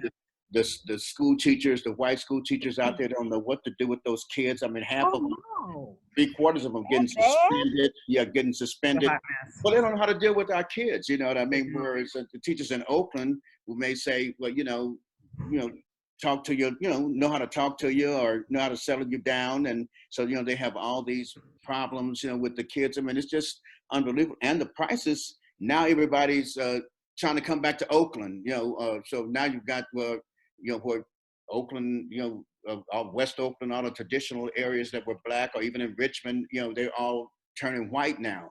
And everybody wants to be close to San Francisco and close to the BART. They don't want to be spending all that time on 80 and 680 and all that stuff like that. And so 580, so as a consequence, you've just got, it's just kind of a turnaround, and people were selling their houses, going out to Clayton and places like that. And now they can't get back. They can't get back in. You can't, you just buy your I was telling somebody last night, I think it was, I was down in West Oakland, down at the bottom of 8th Street, all the way down by the BART, and they were building this house fixing this house up. And they wanted $1.5 million for it. And I said, I used to live in that house when I was a little kid, and it's just, but it's just interesting, just the whole turnaround and how the Bay Area is changing, and then it's going to change again now because with this COVID, and all these big businesses are seeing that they can have people work from home, and they don't have to go into these offices now.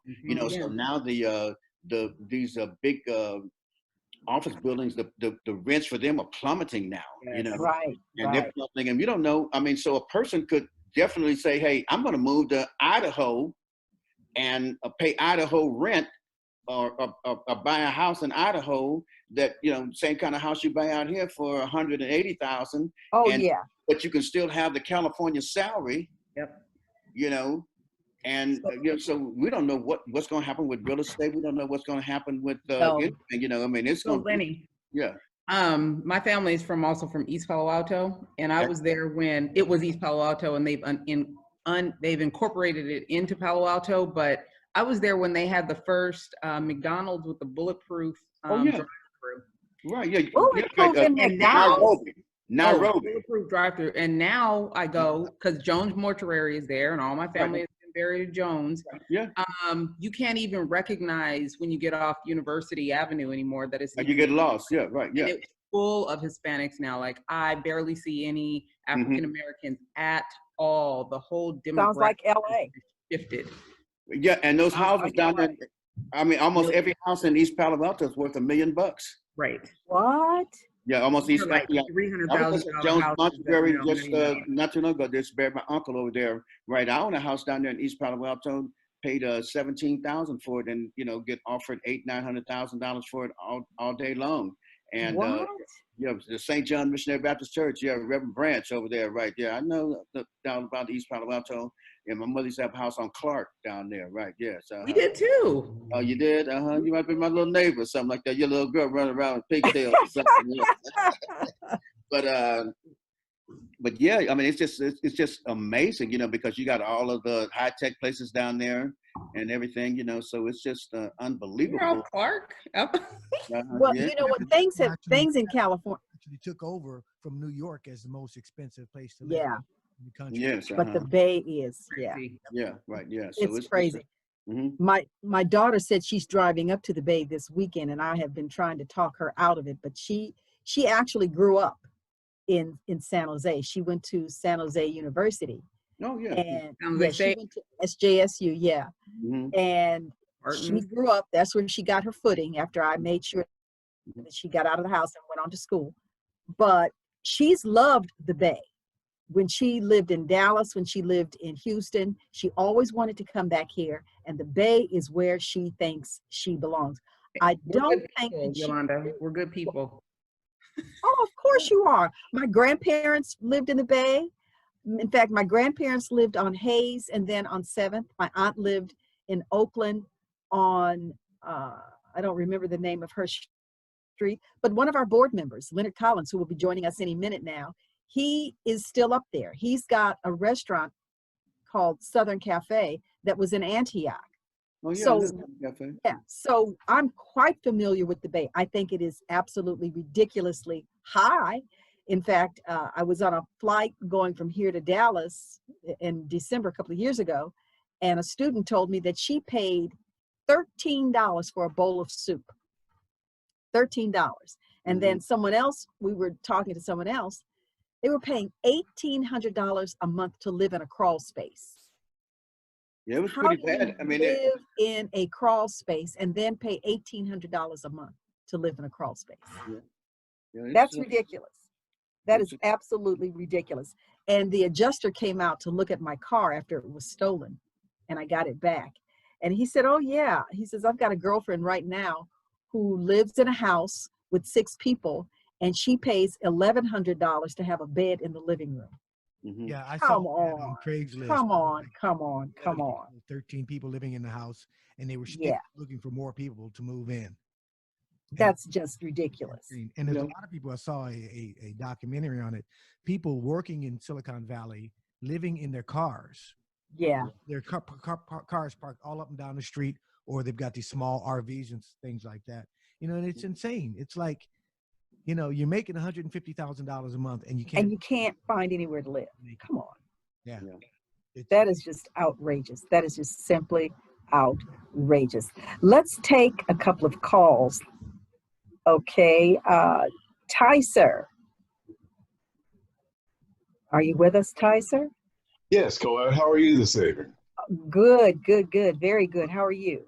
Outstanding. Very good. Got here a little late, but I'm glad I didn't miss the famous and great Lenny Williams. There he is. Hey, what's going on, Tyson? All right, brother. How you doing, man? I'm good. I'm good. Great. Good. Enjoying the show. Like I said, I rush, to try to make this every chance I get. Enjoy. And especially hearing from one of my favorites. I can't get that high anymore. Everybody's trying to do that. You said anymore, so that meant you used to be able to. So that's he can do that again. He'll do it again. I know, but it's a little squeaky when I do it. Enjoy that, man. All right. Thank you so much. Thank you. All right. Okay, thank you. And let's go to 213. Can't see.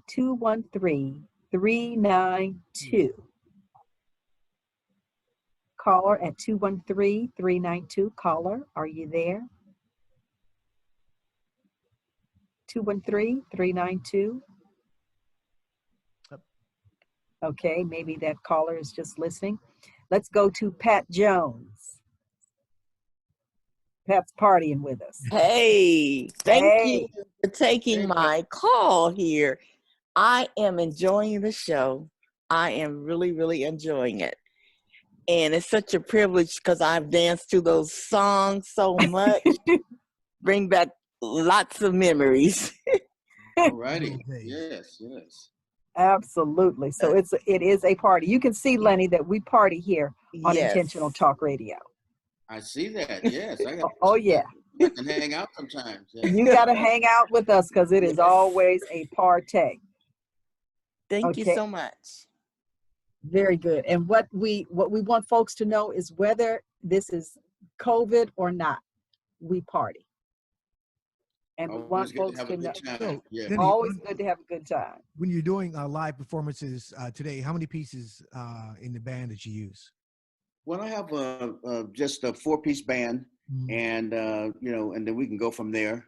So the standard is a 4-piece, and if the budget allows it, then we can add horns, or we can add another keyboard, or whatever, and all the guys sing. So we can so we make it work. Yeah. Oh, cool. Very good. I know you said you were supposed to be in Portugal now, and of course we don't know what's happening. We could all be locked down from now on, but once you get back out there, what's on the horizon?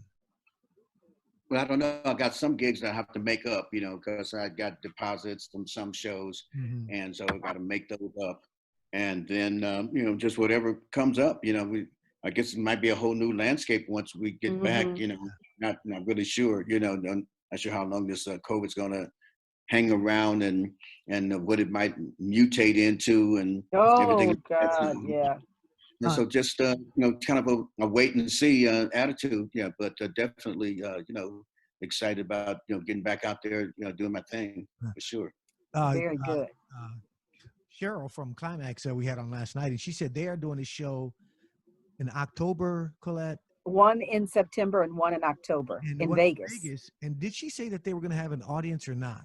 No, they're not going to have an audience, but they're going to do a live show, but it will be virtual. They'll be live. They'll be there performing on stage, but the audience will be virtual. Yeah, I've had the opportunity to do some of those. I haven't really taken them up on it yet, but it's kind of serious talks with some people about it now, just to see how it's going to work. I have some friends from Confunction and she talked about that. Yeah, they're going to be doing those shows. I think they're going up next month, sometime in August, and so kind of see how it turns out for them, and then maybe I might do that, or jury's still out on that. Yeah, that may be the new, as you call it, landscape until for the foreseeable future, until they can figure this whole thing out. Right. The Climax is going to be virtual, audience on pay-per-view, and they've been told they have to wear masks the entire time unless they're on stage. Once they get on stage, obviously they take the mask off.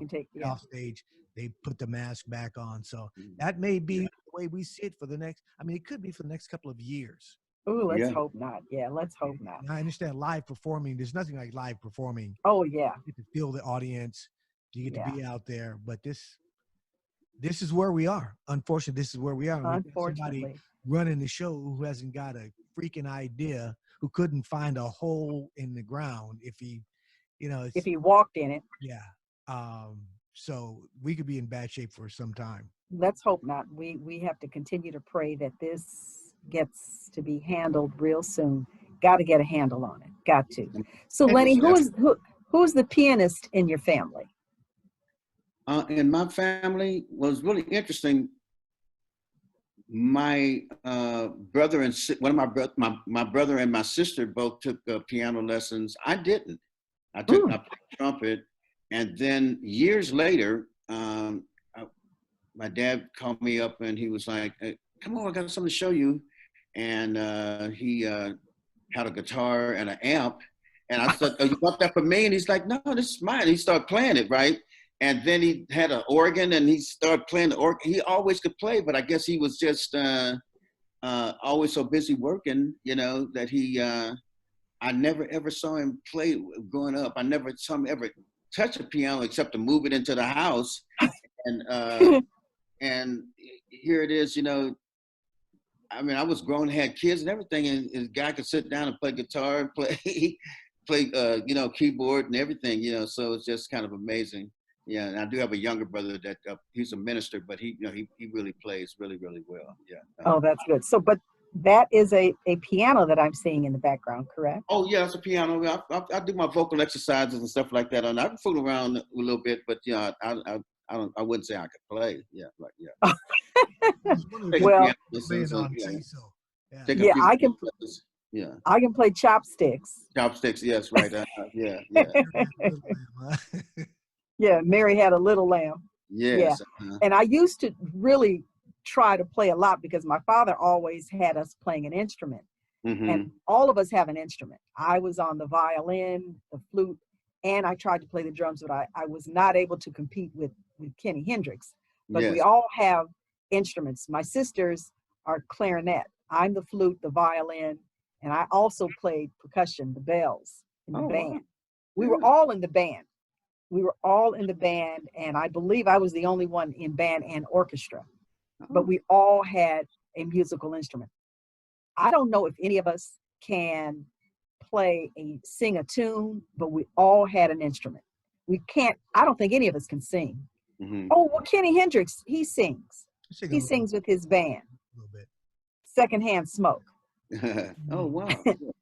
I Yes, just did a PSA today about smoking, and they have a website called smokefreemusiciancities.org, and they're trying to get the venues to go smoke free, because you have a lot of there's a lot of incidents of musicians having emphysema and lung cancer and things like that, because we're up on the stage and the smoke is coming up and we're inhaling it, deep breathing and things of that nature. So, just a big campaign out there to try to get more and more venues to go smoke free. And so it's pretty interesting, that you mentioned that, right? Yeah. Clubs oh, that's good. If you're in the city of Dallas, it's all non-smoking. Mm-hmm. Some of the outskirts, some of the suburb cities, mm-hmm. on where you go, people smoke. Some do, some don't. So Right. You'll find some places. And there's a place that before COVID hit, that Mm-hmm. go sit in, and it was smoking, and it didn't bother me that much. It wasn't bad. But there was sometimes Mm-hmm. we were playing at a cigar bar. Yeah. And that was like, I'd get home from the gig and Mm-hmm. go to the garage, take my clothes off in the garage. Right. Wow. Yeah, because I mean, because you're in the, and they've got great Air. ventilation. It's not normal ventilation. It's pulling most of that smoke out, but it's all in your clothes, and Yeah. And all my cases, soft cases, all Mm-hmm. smoke. Ugh. Yeah, it's bad. I cannot imagine being in a room with somebody that smokes. I just cannot even imagine that. Yeah. That's just gross. That is just gross. And we know musicians have always smoked. And it's funny, I guess it was last year, I was in Dallas I believe it was summer, somewhere in Dallas, and sometime during the summer. And we went to a meeting about CBD. And the girl who put the meeting together, she told us about, actually, it was her and my sister who told us about a Netflix documentary called The Grass is Greener. Are you familiar with that? No, I'm not. Everybody should watch it. Everybody should watch it, because it's about marijuana, but it's about marijuana as it related to musicians. And it talks about how marijuana came to be, because marijuana was not always the name of that. It was reefer. It was something else. Mm-hmm. Weed. It was not called marijuana. And back in the 60s, I believe it was, is when the name marijuana was introduced. And it was introduced because the politicians, the powers that be, they wanted to criminalize it because they could arrest more people. And musicians were not able to make any more money off of marijuana. They were not able to go and smoke before they went on stage. And the whole thing is really, really mind-blowing. It should give everybody a brand spanking new perspective on marijuana. They also said marijuana was going to make white women want to go out and have sex with black men. No, seriously. They seriously said that. Did they really? Oh, wow. Well, but anyway, it was. Let me just say this to bring that up to today. About 3 to 4 days ago, one of the politicians, and I'll look it up to see who it is, said that white women are only getting involved with the Black Lives Matter movement, so they can fornicate. Yeah. Did you see that? Yeah. Yeah. Incredible. Who is it with this itty bitty narrow-minded thinking? Who is it? But that's one of the things that interested me when I saw that the grass is greener. It gave me an entirely new perspective on marijuana. I've never smoked cigarettes, nor have I smoked marijuana, but it changed my mind completely about marijuana and about the business of CBD. And to listen, in fact, the narrators are all white guys. Hmm. Practically everybody in that documentary that has something to say, they're white. And they are talking about criminalizing marijuana and why it was so wrong. Why it was so wrong, and how the Black musicians were able to use marijuana before they went on the stage, and how good it was for them to be able to do that. And then it was taken away because it was illegal. It was illegal. It's all the same thing with guns. It was fine in California to walk around with a long gun until the Black Panthers marched on City Hall up there. And then all of a sudden it became against the law. Yeah, they went to the state capitol. Yeah, in Sacramento. Yes. Matter of fact, I was going to college with Huey Newton and Bobby Seale at that time. Oh, is that right? Yeah, up at the Merritt College in Oakland. Yeah. Yeah. Oh, so you went to school with Huey Newton and Bobby Seale? Yes. Oh, very good. Very good. I just recently saw something about Huey Newton. I just recently saw something. I don't remember what it was, but because it was in passing. But Yeah, his birthday is February 17th and mine's February 16th. We used to celebrate our birthdays together. Yeah. oh, is that right? That's Okay, very good, very good. So tell us, what are you going to be doing from now on? Do you plan on staying in music for another 10, 15 years? probably another 30. Yeah. And then Very good. another 30 years, maybe another 40 years in music. And then Sounds I might try good. something else. I might try to be a comedian. I think Oh, that'll be that's my good. next thing. Yeah. That's excellent. Outstanding. What about Outstanding. I try some of my jokes on you. And tell me, Okay. knock, Okay. knock, Who's there? Bobby, Bobby who? barbecue. Oh, sounds like a barbecue, huh? my son that Okay, I've got one more, right? I didn't see you guys didn't like that one. Knock, knock, Who's there? Michael, Who? Michael, Michael who? microwave. Oh, microwave. Hey, don't quit your day job. Okay, so you're still on the drawing board, right? Yes, right. I'm also reading on Still your getting it together here, right? You're Yes, right. getting it Yeah, together. getting ready for my HBO special. Yes, right. Yeah, exactly. Lenny, I'm reading on Wikipedia some material destroyed in the 2008 Universal fire. Right. Yeah. Tell us about that. Yeah, they had a big fire over in the warehouse over there, and a lot of masters got destroyed. A lot of my masters got destroyed. Yeah. Wow, and they didn't that's have not backups good. anywhere else or anything like that. Pardon? You didn't have backups anywhere else. Not really. I mean, you have some. I mean, but nowadays with all the digital stuff, and the way they're able to get into all that stuff. I mean, it's not as bad as if it would have happened in the early 60s or the 50s or something like that. Then it would have been really devastating. But they got I mean, CDs and all the different things, and the way they can get in, with these CDs and various frequencies and all that kind of stuff. It's not as bad as it could have been, without all the technology that they have now. Yeah. Yeah. And speaking of technology, and of course you've obviously seen it, back from the days when you're recording on the horizontal tapes, the big 3-inch tape, and now everything's digital, going right into the computer. You can go in and make corrections, and it's just a completely different world from back in those days. Oh, most definitely right. Yeah, I mean, if your timing's bad, they can move it over a little bit. If you're a little flat, a little sharp, they can fix all of that. It's amazing. Yeah, what they can do. Yeah. Yeah, back then, if you made a mistake halfway through the song, up, take two. Right? Yeah. Nowadays, and then back in the day when they were doing it live, when everybody had to be playing at the same time, overdub before overdubbing. Oh, yeah. You make a mistake, everybody in the whole band's got to do it over again. He's like, you don't want to be that guy. Like you missed that sharp. Yeah, right. Have you seen these guys on YouTube called Playing for Change?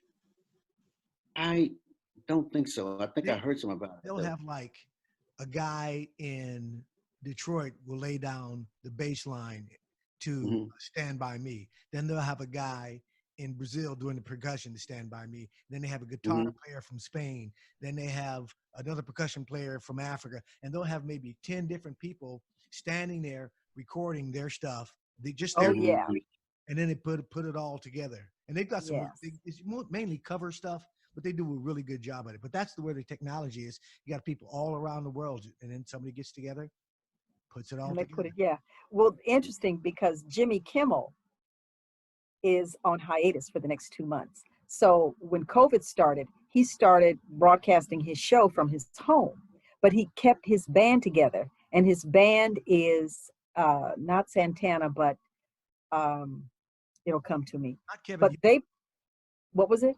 Kevin Eubanks? No, not Kevin Eubanks. That's on Channel 4. But Jimmy Kimmel's band they're all in different places, and they put it all together. So when he is signing off to do a commercial, the band plays, but they're all in different spots, and there may be 8 of them, and then they all play at the same time. They all get the same cue, and then when it's time to go to the commercial, they know to all begin playing, and it works just fine. Technology is incredible. It is, yes. It is incredible. It's what? Questlove, the drummer.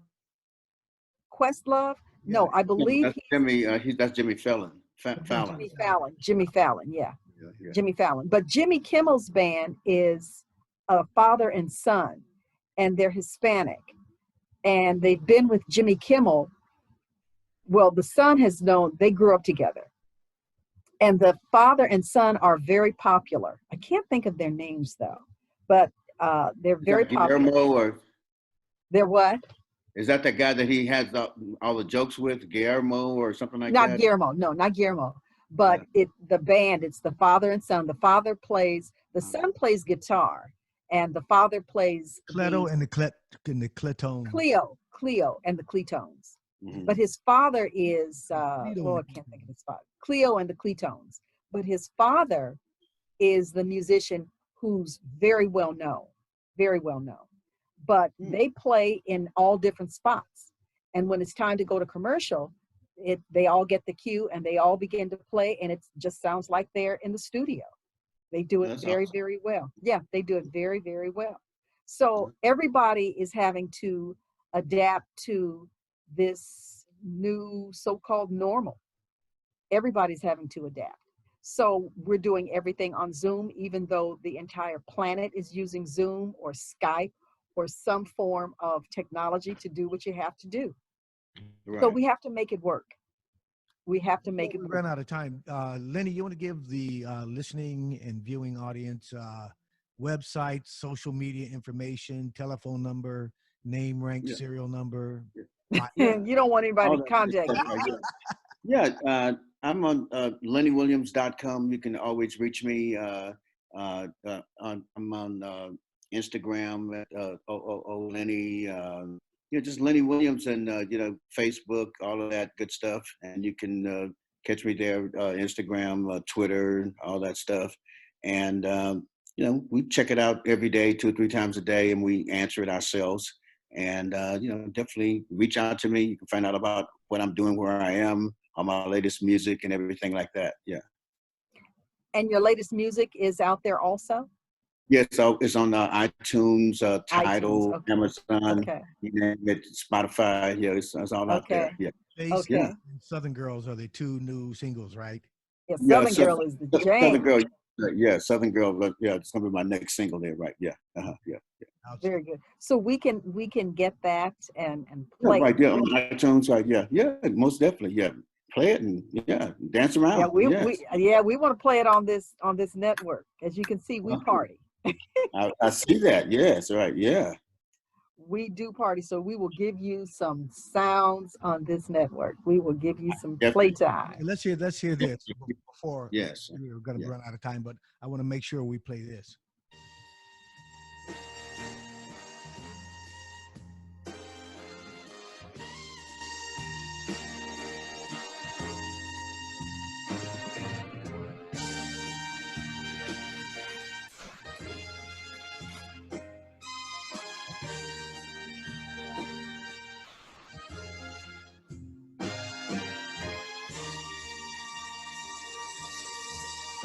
ladies and gentlemen, Lenny Williams. You're still a young man. You're still a young man. Yes, all right. I take that from you. Yes. Yes, you are. I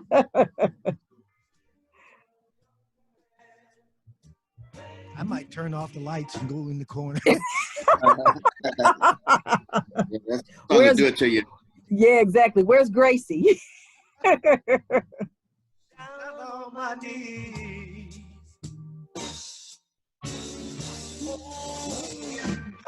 Heart in hand. I want you To be. but I'm not so young. Can't you Understand. that I think like a man?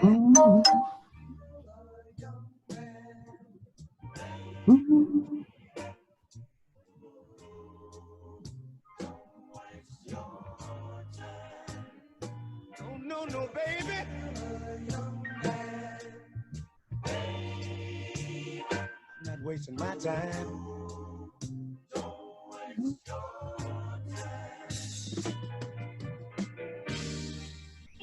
Back once again. Ooh, just begging you, please, darling. Think twice about me. 'Cause I'm not so bad. I could make you happy. I'm not a bad. If you and I could be together, I'd get to you through any weather. I love you. Yes, I love you only. I'll never leave you alone. No, I'm a sweet lady. Always The damage is done. You sound pretty good. You're not singing. Yeah. We know these tunes. We know these. Yes. I want to thank y'all for having me on. I really appreciate it. Yes. Oh, absolutely. It's been our honor and our pleasure. Thank you for coming on and joining us here at Intentional Talk Radio Network. I got a Thank question. you. How much did you ad lib in here? Well, a lot of it is ad libbing, when you get down, past what they write, then you just start, start doing your thing. Yes. Yes. Yeah. Very good. You did a good thing. I appreciate that so much. Yes. We appreciate you. And I'd like to say to all your listeners that I really appreciate all the support they've given me over the years. And that I definitely don't take it for granted. Very good. Well, we want to thank you for all the great times, all the great music. Again, I'm 65, so I grew up listening. I'm 10 years behind you, but I grew up listening to this and had many, many, many a good time. Sometimes out partying, sometimes just over somebody's house, just listening. Listening to the good music. Back, yes. With a CC and 7 and, playing this or something like that, anything. With some Tower Power, with some Lenny Williams in the background. Ladies and gentlemen, Mr. Lenny Williams. Again. The great, legendary Lenny Williams. And yes, I'm going to be 68 in a couple of weeks. And let me tell you, we all party to this. We all thank you party so much. to Lenny Williams, the Tower of Power and Lenny Williams. We're still partying to it. All right. Well, it just goes to show you how long your career has gone on. I'm 45 and I was listening to you when I was young. So we love She said it. when I was young. He's still young. 12 and 13, you start thinking 45 is old. So I'm actually, a little. See, I don't like that because if she says 45 is old, I want to know what 68 and 75 are. Because let me tell you, that is when I was a kid and my uncle was 27, I thought he was old. I used to be like, oh my God, my uncle and his dairy girl. Yes. No, this is the place. It's all relative. Yes. It's all relative. This is the place you want to be, young or old or anything in between. Having a career like that is a blessing. It is a blessing. It is a blessing. It is a blessing. That's why we bring you here to Talk Radio. Absolutely. So thank you very, very much. We want you to My be pleasure. safe. It's been a pleasure. It's been an honor, and we celebrate you, and we will always play your music. And thank you for being such a great, great artist. Thank you so much. You have made so many people smile. Thank you so And much. I'm going to tell all my friends about this, and they will not. I'm sitting here with Lenny Williams. I'm stoked. I'm stoked, man. Stoked, whatever that means. It's a good thing. It's a good thing. Well, thank you, folks. Thank you for joining us. Again, this is Intentional Talk Radio Network. I am your host, Collette Williams, along with my host, Kenny Hendrix, over here to my left, and the great, legendary Lenny Williams over here to my right. Thank you for joining us, and everyone that's on this board. Thank you, thank you, thank you. It's been a great show. It's been great celebrating Black Music Month with all of the wonderful, outstanding, legendary artists that we've grown up with, and we still party and sing to their songs today. So thank you, thank you, thank you for all that you have done. Thank you for what you bring to the world. We have greatly appreciate it. Thank you so much. And folks, remember to wear your masks. Please wear a mask if you must go out. Please stay home if you don't have to go. Get off the streets, stay home. We've got to control this. Please stay home. Wear a mask. Wash your hands. Distance yourself. Don't gather. Listen to the CDC. Listen to Dr. Fauci. Listen to Ferrer. Listen to your governor that speaks with some intelligence. Well, wait a minute. Yeah, somebody's not all of them. Not all of them. Not all of them. But listen to the ones that make good sense. So, folks, have a good evening. Please take care of yourself. Take care of someone else. Take care of others. Please pray. And don't forget, every Sunday we are on this network praying for relief, because we know that God is in control of all of this. Have a good night, everybody. Lenny, it's been great. Have a good night. Thank you so much. And take care, everybody. See you soon.